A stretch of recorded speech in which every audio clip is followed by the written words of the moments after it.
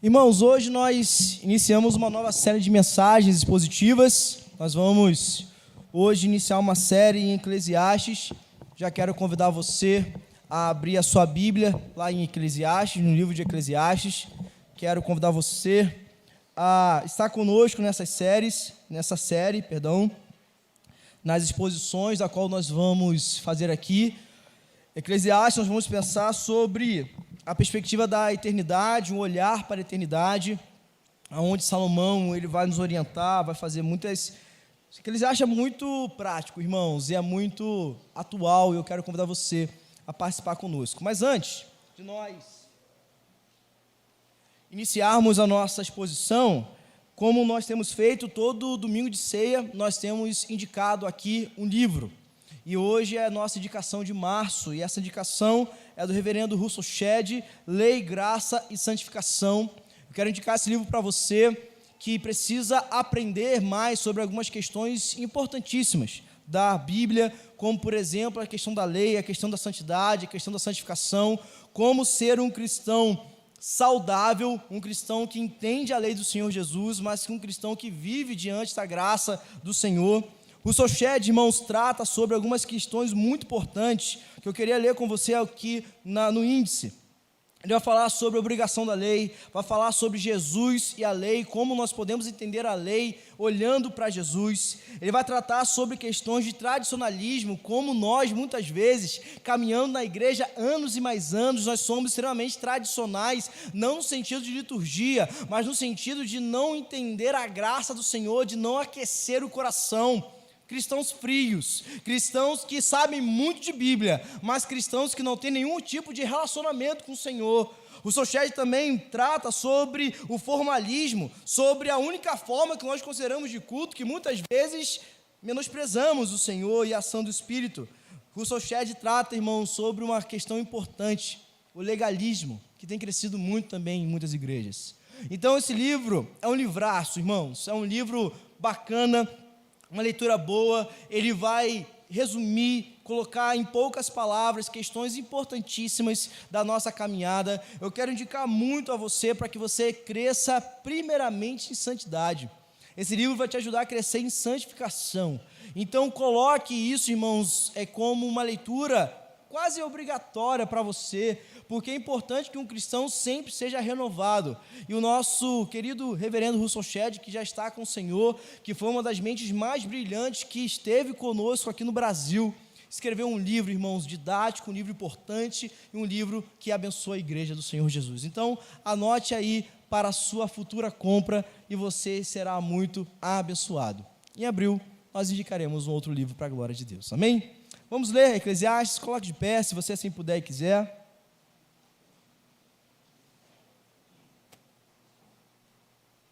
Hoje nós vamos começar uma série, estou muito animado de começar a série, porque série é algo que aquece meu coração. Não que eu não goste de pregar, irmãos, em textos às vezes, assim, eu não vou dizer aleatórios porque é uma palavra feia, mas em textos que não tem continuidade. Então eu amo pregar em série, é um desafio, é de crescimento espiritual primeiramente, de crescimento para a igreja, porque nós entendemos o total do texto, não as partes do texto, mas entendemos plenamente o que o texto quer nos ensinar. Então hoje nós vamos pensar sobre a questão de ancorados na esperança eterna. Ali Eclesiastes fala sobre olhando para a eternidade, e hoje nós vamos pensar sobre a questão de ancorados na esperança eterna, e eu quero convidar você a refletir comigo nessa questão. Eclesiastes 1, versículo 1 a 11, diz assim: Palavra do pregador, filho de Davi, rei de Jerusalém. Vaidades de vaidades, diz o pregador, vaidade de vaidades, tudo é vaidade. Que proveito tem um homem de todo o seu trabalho, com que se afadiga debaixo do sol? Geração vai e geração vem, mas a terra permanece para sempre. Levanta-se o sol e põe-se o sol e volta ao seu lugar, onde nasce de novo. O vento vai para o sul e faz o seu giro para o norte. Volve-se e revolve-se na sua carreira e retorna aos seus circuitos. Todos os rios correm para o mar e o mar não se enche. Ao lugar para onde correm os rios, para lá tornam eles a correr. Todas as coisas são canseira tais, que ninguém as pode exprimir. Os olhos não se fartam de ver, nem se enchem os ouvidos de ouvir. O que foi é o que há de ser, e o que se fez, isso se tornará a fazer. Nada há, pois, novo debaixo do sol. Há alguma coisa de que se possa dizer, vê, isto é novo? Não. Já foi nos séculos que foram antes de nós. Já não há lembrança das coisas que precederam, e das coisas posteriores também não haverá memória entre os que hão de vir depois delas. Antes de você orar, como nós já lemos o texto, eu quero só compartilhar com você algumas informações. Eclesiastes, ele vai trazer características, muitas vezes, de textos até confusos, como você acabou de ler aqui. Textos que, às vezes, a gente passa a leitura rápida e a gente fala, meu Deus, o que esse homem quis dizer? Em certos momentos, o pregador, da qual ele se intitula, ele vai parecer um pouco deprimido e até pessimista, irritado muitas vezes, usando verbos ali no hebraico bem irritados. Outras vezes, ele vai parecer ser um cara extremamente feliz e alegre, te levando junto com ele a olhar para a eternidade.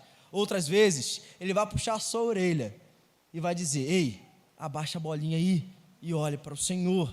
Nós precisamos entender de questões essas que vão tratar. E Eclesiastes vai tratar sobre questões profundas da humanidade. Quem nós somos, qual o motivo de estarmos aqui, você vive para quem? Um certo comentarista, falando sobre Eclesiastes, ele compara Provérbios com Eclesiastes, falando bem assim, há uma diferença muito clara. Provérbios é uma matemática de resultados exatos. Eclesiastes é uma música que vai mudando o clima e a sua tonalidade durante a leitura. Provérbios é meteorologia que aponta para os resultados dos indicadores. Eclesiastes é o clima real, instável e muitas vezes imprevisível. Provérbios aponta para resultados de atitudes nossas. Eclesiastes aponta nas exceções dessas atitudes. Às vezes nós vamos fazer as coisas certas, mas não vai acontecer do jeito que a gente deseja. Eclesiastes de Salomão, então, irá nos ensinar que muitas vezes as frustrações vão nos alcançar. Eclesiastes vai nos ensinar que muitas vezes a gente vai fazer tudo direitinho, mas a gente vai chorar na segunda-feira. Eclesiastes vai nos ensinar que muitas vezes o nosso coração vai estar alegre, mas vai alguém ou alguma frustração vai jogar um balde de água fria em nós. E ele vai nos ensinar que nós só vamos encontrar esperança em Deus, na pessoa de Jesus Cristo. E é ali que nós precisamos entender. Então, qual o propósito do Eclesiastes? Eclesiastes revela as futilidades e frustrações reais da vida, em um mundo caído e corrompido como o nosso. Nos mostra o vazio de tentar viver esta vida sem a perspectiva da eternidade. O autor escreve esta obra aqui para dizer para mim e para você que se nós não olharmos para a eternidade, nós não encontraremos esperança nenhuma. O autor nos ensina a buscar em Deus, a ter uma vida frutífera e próspera. Mas é aí que Eclesiastes é totalmente contracultural. Porque neste mundo, ser frutífero e próspero é ter, é possuir, é conquistar. Ele vai dizer que não é isso. Ele vai dizer que ser frutífero e próspero é olhar para a eternidade. O autor nos apresenta a perspectiva do reino. O autor nos apresenta a cosmovisão da eternidade, dizendo que se a gente vive olhando para este mundo, nós estamos perdidos e sem rumo. Estamos vivendo em pura vaidade e correndo atrás do vento. Então, diante disso, diante da leitura que nós fizemos e diante dessa breve anúncio do que nós vamos falar, eu quero te convidar a sentar agora e você vai fazer uma oração ao Senhor e pedir o Espírito Santo que te conduza, pedir o Espírito Santo que trate a você, que nós estejamos atentos a ouvir, bem atentos a entender o que o Senhor tem a dizer, atentos àquilo que o Senhor vai ministrar, para que o Senhor fale, para que o Senhor mude, para que o Senhor transforme, para que a gente não viva uma vida cristã qualquer, irmãos, mas uma vida cristã que exalte ao Senhor a cada dia. Então faça essa oração em nome de Jesus.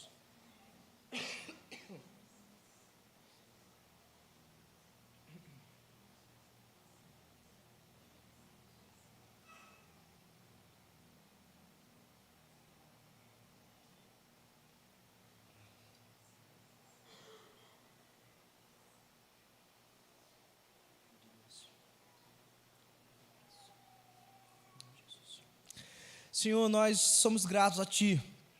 Pedimos nesse momento que o Senhor instrua, que o Senhor fale ao nosso coração. Sua palavra foi lida e será exposta. Então pedimos humildemente, Senhor, que o Senhor encha o nosso coração. Que nessa noite, Senhor, nós sejamos abençoados pela palavra, confrontados por ela a uma mudança, alimentados também por ela, Senhor, para que nós possamos viver para o Senhor a cada dia mais e mais, Senhor.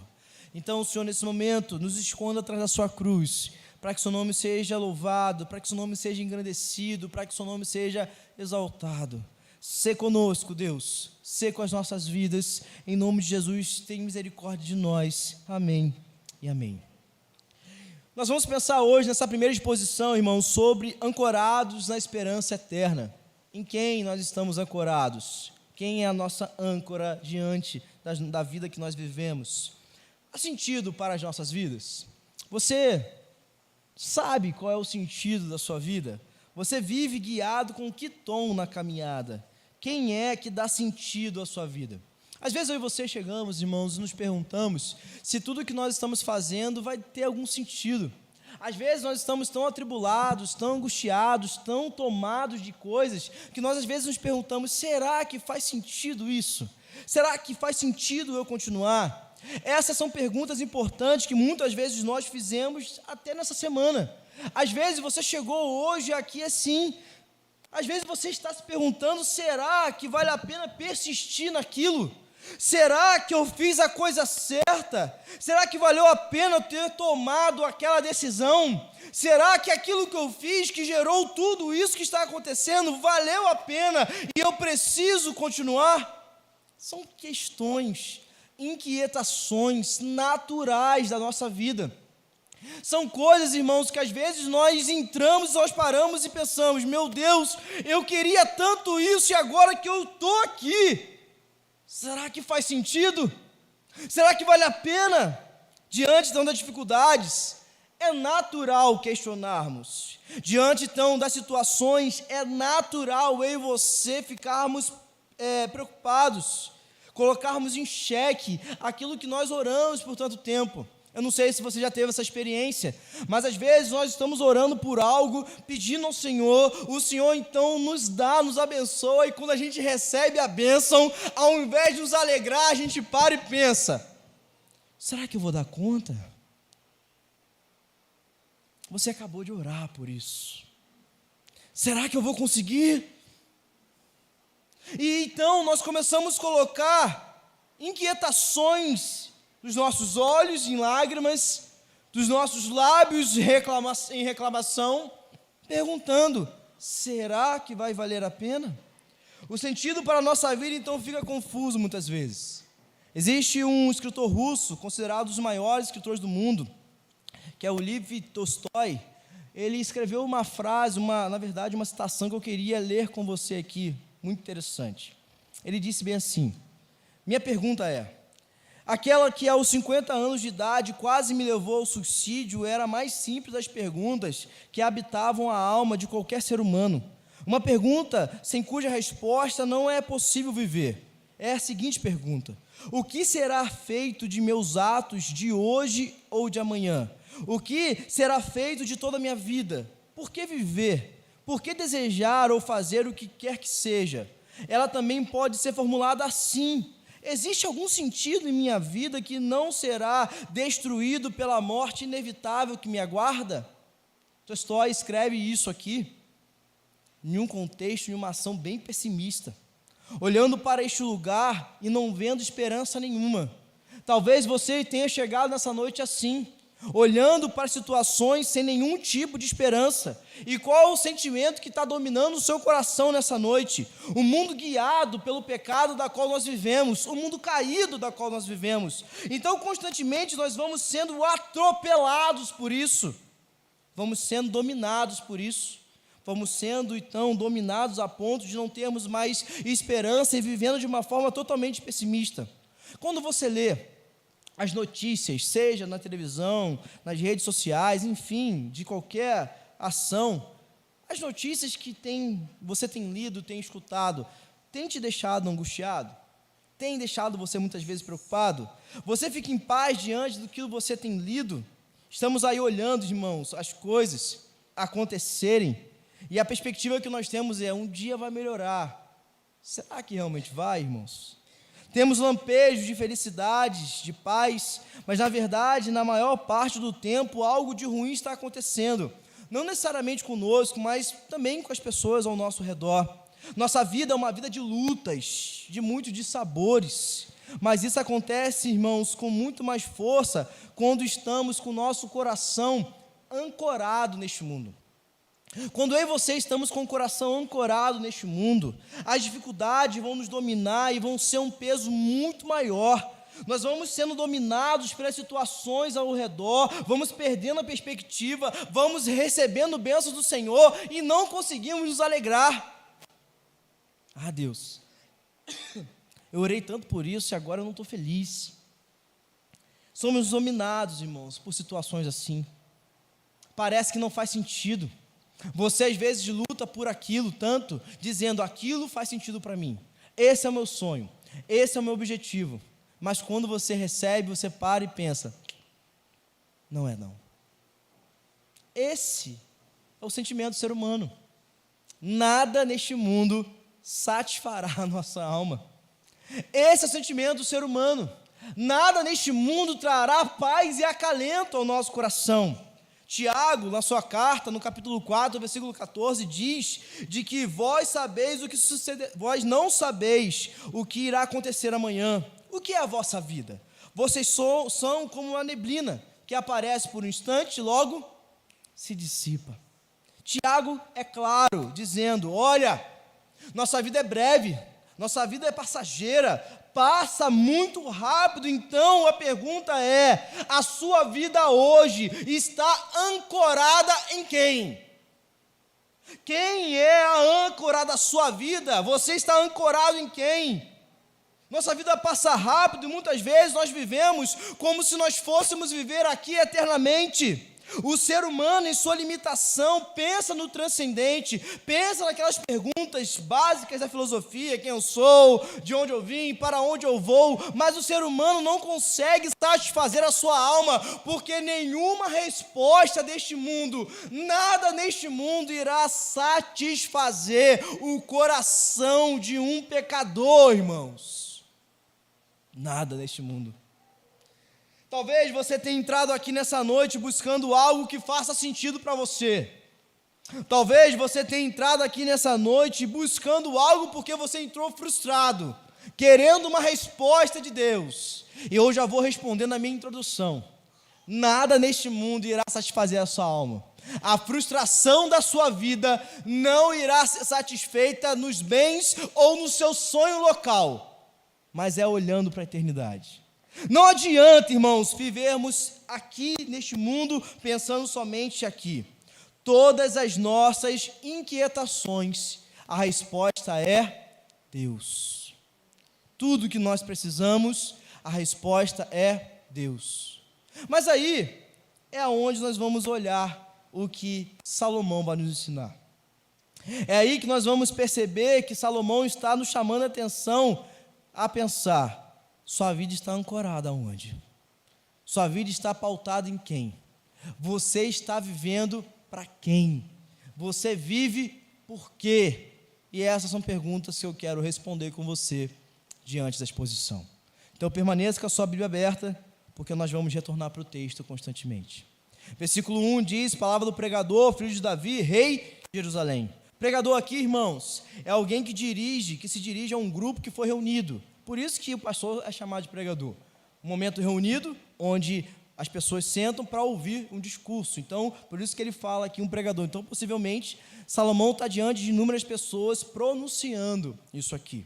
Então, segundo a história da igreja, Eclesiastes é atribuído a Salomão. E a descrição nos leva a isso, porque é filho de Davi, rei de Jerusalém. Então, fica algo mais claro da gente pensar. Mas por que então Salomão não coloca o seu nome? Por que ele não diz palavra de Salomão, mas ele coloca do pregador? Por que ele fala isso? Uma ideia é de que ele não está se dirigindo somente a Jerusalém ou a Israel. Ele está se dirigindo a todos os povos. Segunda ideia é que ele não queria que as pessoas achassem que é um pronunciamento oficial da corte, mas ele queria que as pessoas considerassem que eram ensinamentos de um homem sábio que teve uma vida que não deveria ter tido, então ele está agora orientando as pessoas em como viver. É como se fosse aquele senhor, irmãos, que fez um monte de coisa errada durante a vida. Aí ele vê os jovens caminhando para a mesma direção e fala: senta aqui rapidinho, deixa eu compartilhar algo com você. É isso que Salomão está fazendo comigo e com você. Estamos diante então de um texto onde foi escrito pelo rei mais sábio de Israel, um homem extremamente rico e poderoso, um homem que tudo que ele quis, ele possuiu, nada ele se privou, inclusive, também das coisas da sua carne. Salomão fez tudo que ele quis, só que a sua busca por sentido da vida passou da sabedoria que Deus deu a ele para a idolatria que o consumiu, levando ele a um prazer desenfreado, onde Salomão teve 1000 mulheres. Então, em sua experiência, ele aprendeu que nada do que ele teve, nada do que ele possuiu, nada do que ele foi, fazia sentido. Gente, perceba comigo algo interessante.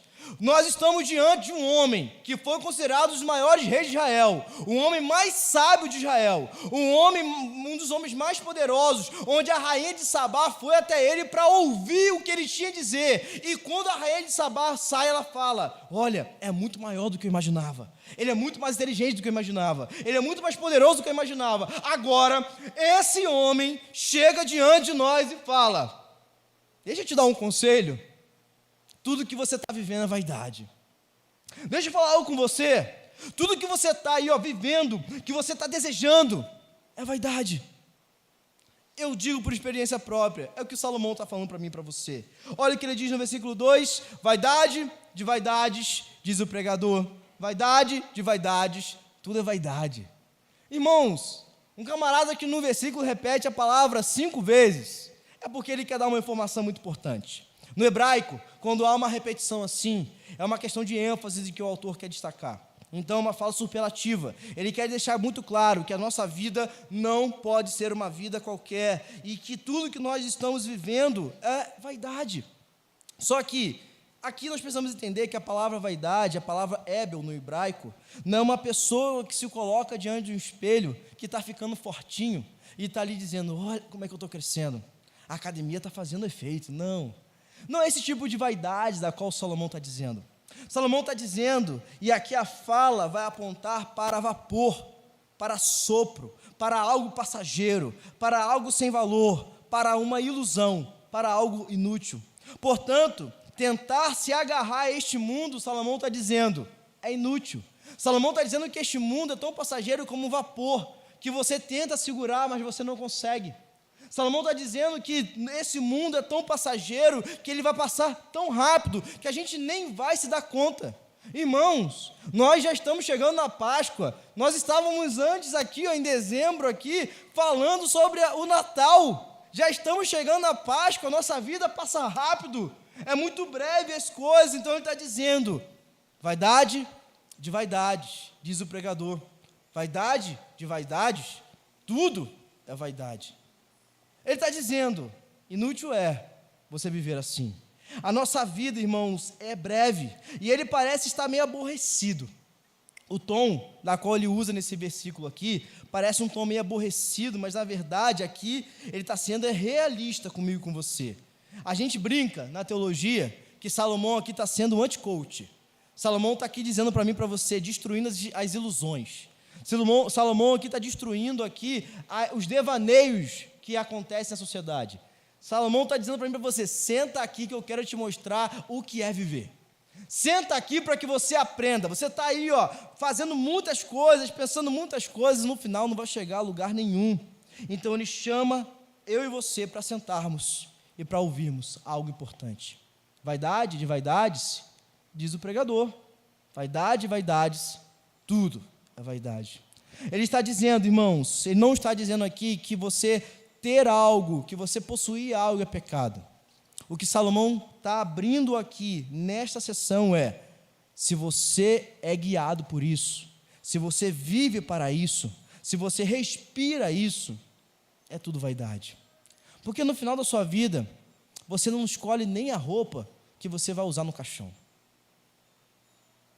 Então, tudo é vaidade. É viver correndo atrás do vento. Então essa fala parece ser ríspida, dura, mas é necessária. Então ele está dizendo algo para mim, para você. Ele está demonstrando que a nossa vida não se limita a este mundo e que o nosso coração precisa aspirar à eternidade. Precisamos viver aqui para a glória de Deus, precisamos trabalhar para a glória de Deus, precisamos ser maridos, mulheres, filhos para a glória de Deus, precisamos ser funcionários, patrões para a glória de Deus, precisamos ser isso, aquilo, Y, X, enfim, para a glória de Deus. Mas o que Salomão está dizendo é: isso não pode dominar você. Se o reino terreno está sujeito à vaidade, por que eu e você vamos viver pautados nisso? Se este mundo é um mundo caído, por que eu e você vamos viver presos neste mundo, fincados neste mundo, esquecendo o nosso Deus? Quantos de nós, irmãos, recebemos as bênçãos do Senhor e esquecemos do nosso Deus? Quantos de nós buscamos tantas questões e esquecemos de quem Deus é? Quantos de nós somos abençoados por Deus e ao invés de nos devotar ao Senhor em sinal de gratidão, nós esquecemos do Deus que nos abençoou? Quantos de nós vivemos assim? Então Salomão diz um exemplo claro no versículo 3, que proveito tem um homem de todo o seu trabalho, com que se afadiga debaixo do sol. Ou seja, ele está dizendo: o que adianta você se matar de trabalhar, se no final das contas você não vai estar olhando para a eternidade? Quantos cristãos, irmãos, que levantam a bandeira do cristianismo, não vivem para o Senhor? Quantos cristãos, irmãos, preferem as bênçãos de Deus do que o próprio Deus? Eu digo cristãos, eu quero dizer sempre entre aspas. Quantas pessoas que se denominam cristãos vivem para tudo menos para o Senhor? Quantos cristãos ou pessoas que se dizem cristãs fazem tudo para todo mundo menos para o Senhor? Para Deus sempre é o que sobra. Para Deus sempre é se der. Para Deus é sempre, um dia eu vou. Quantos nós estamos postergando algo da qual Deus está nos chamando? Quantos nós deixamos de servir porque simplesmente não olhamos para a eternidade? Quantos de nós estamos nessa noite vivendo isso? Quantos de nós perdemos, irmãos, a devoção? Quantos de nós, por causa dos afazeres da vida, perdemos a fome e a sede de Deus? Quantos de nós? Quantos de nós? Que proveito tem então de se matar de trabalhar? Se você trabalha muito, segundo a natureza, segundo o que o mundo ensina, diz que se você trabalhar muito, você colherá muitos resultados. Mas aí Salomão fala que não. Você pode até colher resultados, mas esses resultados são terrenos, não eternos. Irmãos, quantos estão com as contas abarrotadas de dinheiro, mas com o coração vazio de Deus? Quantos estão com as contas em dia, mas em débito em buscar o Senhor? Então é uma ilusão olhar para este mundo e ter alguma esperança de felicidade. É um mundo caído, difícil, que anda cada dia mais para as trevas. Se não olharmos para o Senhor, nos perderemos, irmãos, em nossas vidas. Por isso é necessário que o nosso coração esteja ancorado em Deus. O nosso coração precisa estar ancorado no nosso Senhor, preso a Ele. O nosso coração não pode ser influenciado por este mundo. O nosso coração não pode viver de qualquer jeito. O nosso coração não pode aspirar a outra coisa a não ser o Senhor. O nosso coração não pode buscar outra coisa a não ser o nosso Deus. É isso que o pregador está orientando, é isso que o rei Salomão está orientando. Ao olhar para este mundo, eu e você não podemos olhar com uma perspectiva mundana, mas eterna. E quão difícil é, irmãos, olhar para a eternidade? Porque a eternidade não é algo palpável. Aquilo que você luta, trabalha e conquista é palpável. Mas a eternidade não é algo palpável para mim e para você, porque a gente não segura, a gente não pega, e graças a Deus por isso, senão a gente ia perder no primeiro dia que desse na nossa mão, porque a gente não é capaz nem de segurar as nossas vidas, principalmente a eternidade. Olha só que coisa, seria surreal isso. Então, quando eu e você não olhamos para o Senhor, estamos vivendo não para buscar a Deus, mas para buscar o Deus que nos abençoa, ou seja, na verdade, as bênçãos que Ele pode nos dar. O nosso interesse em buscar o Senhor, irmãos, muitas vezes eu preciso estar na igreja para que Deus me abençoe durante a semana. Domingo sem culto é semana vazia. Gente, essa frase eu acho... Deixa eu pegar uma palavra aqui legal. Eu acho ridícula, irmãos. Domingo sem culto, semana vazia. A gente coloca no culto, nesse momento de ajuntamento, o encher do nosso coração. Como se aqui a gente fosse transbordar, aí durante a semana a gente vai diminuindo, aí sábado está lá no resquíciozinho, domingo enche de novo. Meus irmãos, que vida miserável é essa? Que vida miserável é essa? Que esperança é essa que nós estamos alicerçados? Nós estamos com o nosso coração ancorado numa areia movediça, achando que estamos pisando firmes. Estamos ancorados em uma areia movediça, mas na verdade é uma grande ilusão. Estamos depositando a nossa felicidade no lugar errado, irmãos. Então Salomão, do versículo 4 ao 8, vai dizer que o tempo passa e nada muda. Nós continuamos os mesmos. As coisas sempre são as mesmas. As gerações sempre são as mesmas. Os desejos e sentimentos sempre são os mesmos. O autor fala de ciclos naturais. Ele fala primeiramente do sol, que se põe e no outro, que nasce e se põe no outro dia, a mesma coisa. Ele fala do vento, que vai para o sul, vai para o norte, no outro dia, a mesma coisa. Ele fala dos rios, que desagam nos mares, os mares não transbordam, aí vem o sol, faz evaporar a água, cria-se nuvens, chove, então de novo os rios vão, e assim por diante, um ciclo natural. O que Salomão está dizendo isso, irmãos? O que ele quer dizer com essas 4 ilustrações aqui de geração, de sol, de vento e de águas? Ele está dizendo o quê? Que os homens continuam com as mesmas inclinações.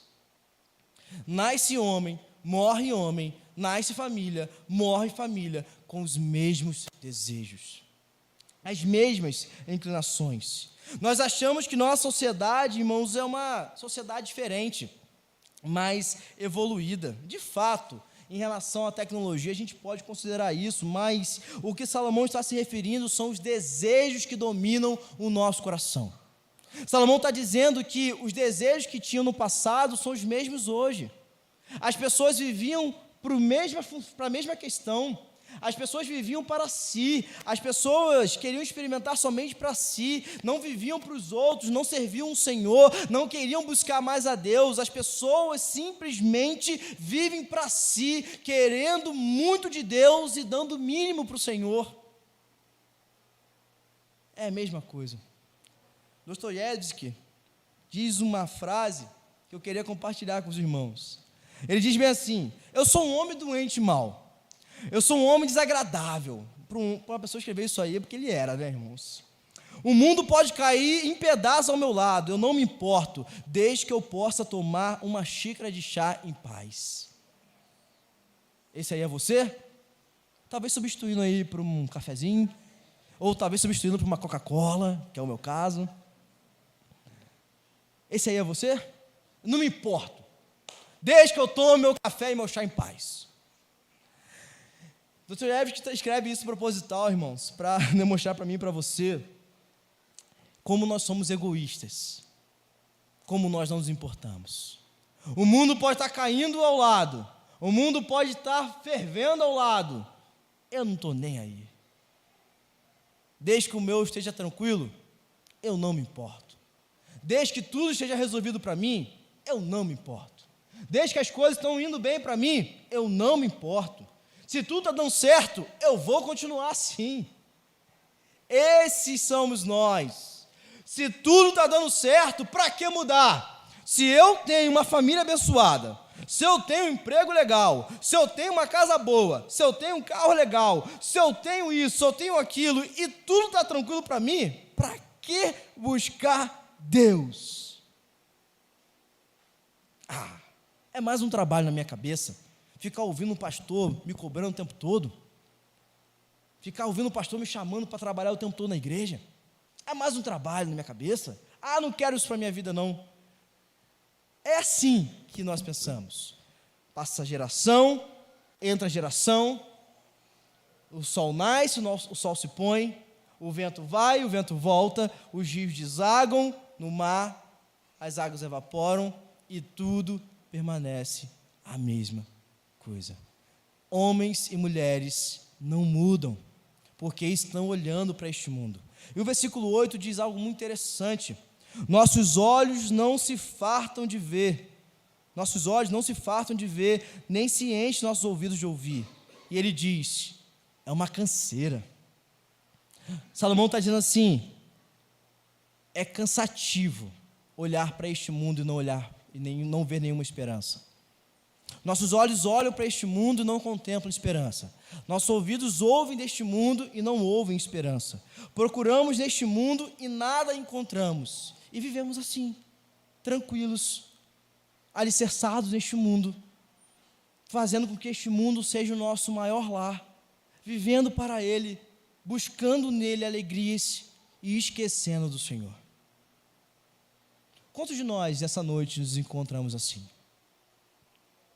Quantos de nós estamos nessa noite procurando felicidade, contentamento e satisfação na alma? Quantos de nós nessa noite estamos procurando satisfação no lugar errado? Quantos de nós, em alguma vez da nossa vida, depositamos alegria em algo que nos frustrou? Quantos de nós, em alguma situação da nossa vida, depositamos tanta confiança naquilo, que quando aquilo não aconteceu, nós ficamos frustrados?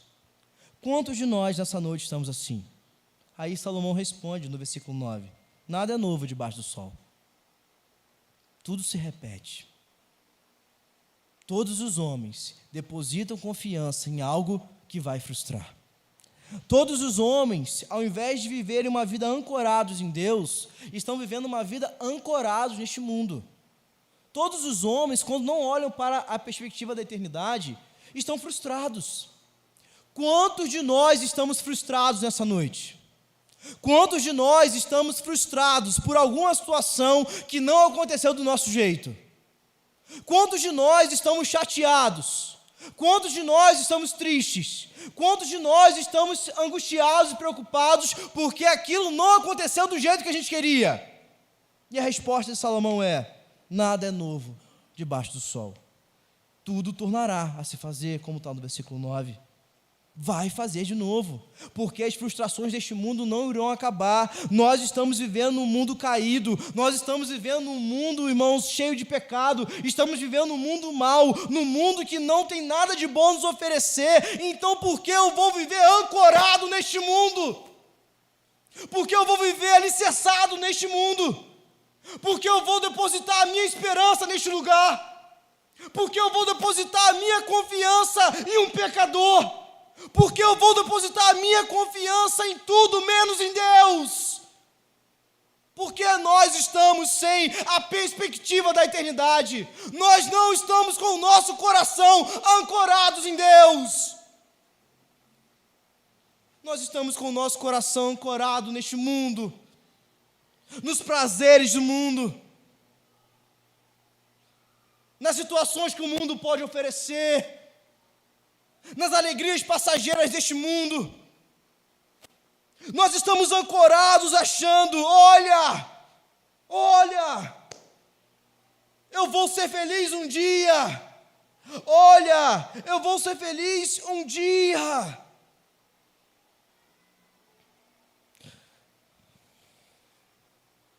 Eu posso dar uma de Salomão agora para você? Você não será feliz neste mundo se o seu coração estiver ancorado neste lugar. Pastor, mas eu quero ser feliz, pastor. Eu quero conquistar, pastor. Eu quero receber algo, pastor, neste mundo. Este mundo não trará alegria. É só o Senhor que pode encher o seu coração. Só Deus pode encher a sua alma. Só Ele pode satisfazer você. Só Ele pode te sustentar. Então, se eu não olho para o Senhor, se eu não tenho uma perspectiva da eternidade, eu não vou conseguir aprender, eu não vou conseguir entender que este mundo é um mundo caído, eu não vou conseguir entender que este mundo está entregue ao pecado, eu não vou conseguir entender que este mundo está entregue à queda. E eu vou viver batendo cabeça constantemente, frustrado, feliz, feliz, frustrado, frustrado, feliz. Eu vou viver constantemente nesse alto e baixo da minha vida, achando que isso é normal. Um coração que está ancorado em Deus, irmãos, entende o que é alegria em meio à dor. Um coração ancorado em Deus entende o que é satisfação em meio à escassez. Um coração ancorado em Deus entende o que é verdadeira alegria no meio de uma tristeza profunda. Então, Salomão, para concluir esse pensamento, chega no versículo 11 e diz: já não há lembrança das coisas que precederam, e das coisas posteriores também não haverá memória entre os que hão de vir depois delas. Ou seja, o que Salomão está dizendo? Ninguém lembra do que aconteceu no passado, é por isso que repete de novo. Quem vier depois não vai entender o que aconteceu hoje e vai repetir de novo. Salomão se coloca como um grande ancião, amoroso. Sabe aquele avô de cabecinha branca que você dá um abraço, que senta com você? Meu filho, deixa eu te contar uma história. Sabe aquela pessoa que faz isso com você? Sabe quando você... Eu lembro muito isso quando eu li. Eu lembrei do meu bisavô, que já está com o Senhor. Quantas vezes eu sentava naquela varanda lá para chupar manga, irmãos? Aqui tem manga, né, irmãos? Não falei, né? Não tem? Gente, vocês estão perdendo uma, né, especiaria. Quantas vezes eu sentava lá para chupar manga com meu avô? Lá em Itaboraí é a terra da laranja, mas lá também tem muita manga, tá? E eu sentava com ele, meu avô Lúcio, e ele me contava as histórias, irmãos, da época que ele evangelizava, como ele subia no caminhão para ir de uma cidade para outra, e era tão legal aquilo, e ele falava para mim: meu filho, deixa eu contar aqui um negócio. Salomão está fazendo isso aqui, irmãos. Ei, meu filho, deixa eu te contar um negócio. Não adianta você viver com este mundo que você vai repetir as mesmas questões. Não adianta você viver assim que você vai fazer a mesma coisa. Os erros irão se repetir. E quem vive sem conhecer a história está fadado a fazer os mesmos erros. Então, há alguém dizendo para mim e para você nesse momento: pare, reflita, e eu quero apresentar para você agora uma perspectiva diferente. Então, vamos colocar de pé para encerrar esse sermão.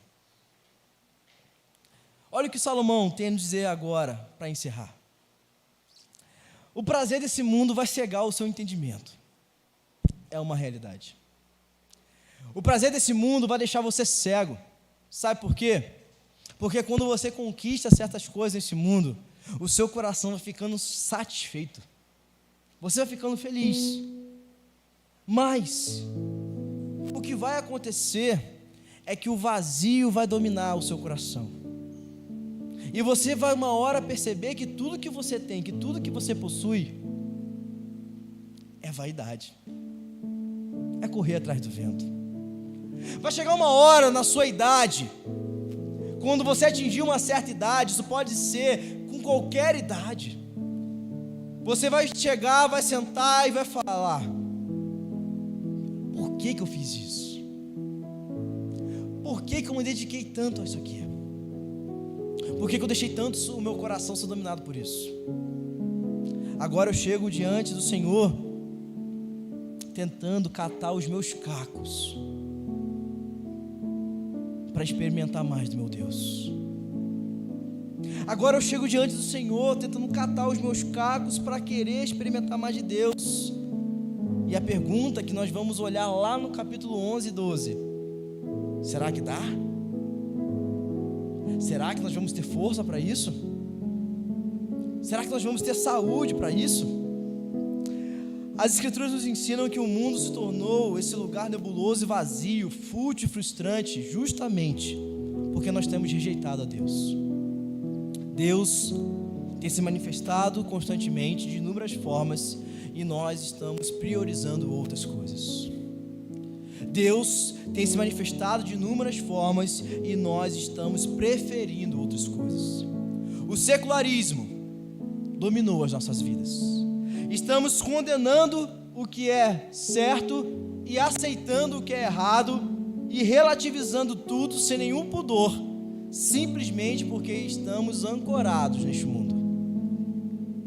Vivendo para este mundo, vivendo para a realização de sonhos deste mundo, vivendo para a conquista deste mundo, morrendo para este mundo. E quando chega para Deus, falta força. Falta força.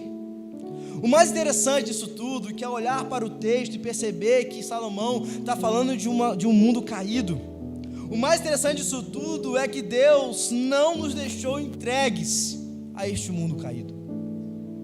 O mais interessante disso tudo é que o próprio Deus, sabendo que o mundo jaz do maligno, que o mundo está entregue ao pecado, que nós somos inclinados a este mundo, que o nosso coração muitas vezes quer estar ancorado aqui, Deus não deixou que os nossos cacos permanecessem aqui. O Senhor, através da obra de Cristo Jesus, faz algo por mim e por você, reúne os nossos cacos e através da ação do Espírito nos dá vida novamente, para que nós possamos olhar neste mundo com a perspectiva eterna, para que a gente entenda o que é uma alegria verdadeira, para que a gente entenda o que é satisfação plena, para que a gente entenda que este mundo não é bom e que Deus pode mudar a nossa história. Jesus é a resposta para a minha vida e para a sua. Jesus é o próprio sentido da vida, Ele é a vida. Jesus é a única esperança neste mundo caído. Esse mundo foi quebrado pelo pecado, irmãos, mas ainda há esperança. O nosso coração deve estar ancorado nesta verdade. O nosso coração, irmãos, deve buscar satisfação no Senhor, somente nele. E quanto tempo, irmãos, que nós estamos buscando satisfação em tudo, menos em Deus? Quanto tempo que nós estamos vivendo para tudo, menos para o Senhor? Quanto tempo que nós estamos colocando o nosso maior tempo em tudo, menos em Deus? Quanto tempo que nós estamos vivendo uma vida miserável espiritualmente, achando que isso é suficiente? Quanto tempo que nós estamos fazendo como Salomão está orientando, vivendo de qualquer jeito? Tudo é vaidade, vaidade atrás de vaidade. Quantas vezes estamos assim? Vivendo para este mundo, ansiando por este mundo, esperando redenção neste mundo. Esse mundo não pode redimir a sua alma. Esse mundo não pode redimir o seu coração. É através da obra de Cristo que o Espírito Santo irá redirecionar o nosso olhar deste mundo para a eternidade. Você, pela sua própria força, não conseguirá olhar para a eternidade. Você, pelo seu próprio querer, não conseguirá, porque nós estamos agarrados aqui. É a ação do Espírito hoje que pode mudar a sua história. É a ação do Espírito hoje que pode fazer você ser uma pessoa diferente. É a ação do Espírito hoje que pode dar uma alegria a você no meio dessa frustração que você está vivendo. É a ação do Espírito que pode demonstrar para você que este mundo caído não vai te oferecer alegria plena, mas é o Senhor. É nesse momento que o Espírito Santo está demonstrando para mim e para você que se não for por Ele, nós não encontraremos satisfação. Você pode bater em qualquer lugar, você pode procurar em qualquer lugar, você pode estar ansiando em qualquer lugar, você pode fazer o que você bem entender. Se o Senhor não for a força motora da sua vida, você não irá sair do lugar. Deus é o princípio de todas as coisas, como dizia Tomás de Aquino. Ele é a ação motriz, a ação motora de todas as coisas. Não há como sair de onde você está se não for pela ação de Deus. Não há como olhar para a eternidade se não for por Deus. O mundo, irmãos, foi entregue à vaidade. O mundo não foi feito para funcionar sem Deus, mas nós, na nossa rebeldia, achamos que dá. Estamos sem propósito de vida, vivendo de qualquer forma, longe daquilo que Deus quer para nós. Simplesmente porque nos frustramos com algo neste mundo, nós começamos a achar que não há como ter alegria. Eu quero dizer algo para você, para concluir. Eu não sei o que está passando no seu coração. Eu não sei o que está passando na sua casa. Eu não sei o que está passando na sua família. Eu não sei o que está passando no seu trabalho. Eu não sei o que está passando no seu coração aí, rancoroso e angustiado. Eu não sei o que está passando no seu coração deprimido. Eu não sei o que está passando no seu coração aí, ansioso. Não sei. Mas eu sei da resposta que está no seu coração. A satisfação plena que você precisa. A alegria que você necessita. A tranquilidade na caminhada que você tanto quer. A paz que você tanto procura. Só pode ser encontrada na cruz. Senão você viverá uma vida cheia de vaidades, cheio de futilidades, cheio de vapores. O mundo que precisa de redenção é esse, e você faz parte deste mundo. Logo, eu e você precisamos de redenção. Logo, eu e você precisamos entender quem pode fazer isso por nós. Nesse momento, eu quero orar por você e pedir que o Espírito Santo te oriente agora a ter um coração ancorado na eternidade. Que nesse momento você entenda que Jesus é a sua única esperança, ou melhor, Ele é a esperança. Que você entenda que essas alegrias que você está passando, ou as frustrações que você está enfrentando, elas não se comparam a quem Cristo é. O mundo caído é o que nós vivemos, mas o mundo redimido é possível em Cristo Jesus. Ele é poderoso para mudar a sua história. Ele é poderoso para te dar alegria. Ele é poderoso para te dar paz. Mas, irmãos, a pergunta que não quer calar: em quem está ancorada a sua vida? Você está vivendo para quem e por quem e por quê? Você acorda segunda-feira para trabalhar para quem? Você cuida da sua casa para quem? Você liga para um amigo para quem? Quem é a âncora da sua vida? A resposta Salomão está dando. Ou eu olho para o Senhor, ou eu estou perdido. Ou eu entendo quem é o meu Deus, ou a minha esperança está perdida.